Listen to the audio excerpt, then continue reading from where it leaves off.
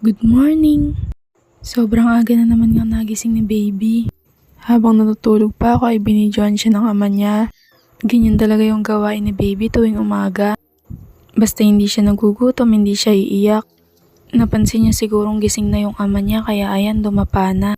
Para bang minimake sure niya pa talaga kung gising na talaga. So ayun na nga, oras na naman ng libot niya.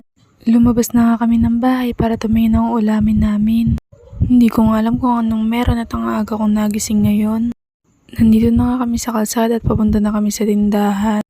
Bumili na nga lang kami ng pansit canton dyan. Spicy beef nga sana kaso wala daw. So ayun na nga, umuwi na kami ng bahay. Tignan niyo naman yung face niya dyan. Pag nakakita siya ng bagay na gusto niya ay ganyan talaga siya. Pilit siyang magpapakyut hanggat hindi nakukuha yung gusto niya.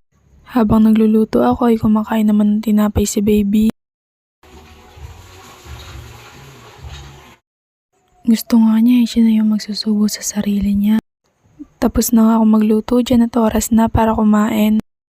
Ito nga si baby pinagtaguan namin kaya lilinga-linga. Nung nakita naman niya kami, tuwan-tuwa na. So ayun na nga, tuwing umaga ay gustong gusto rin yung sumasakay sa motor.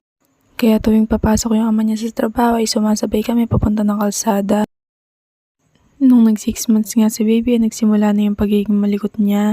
Andito na naman nga sa kalsada ang batang Marites. Bili na daw kayo ng isda, sabi ni baby.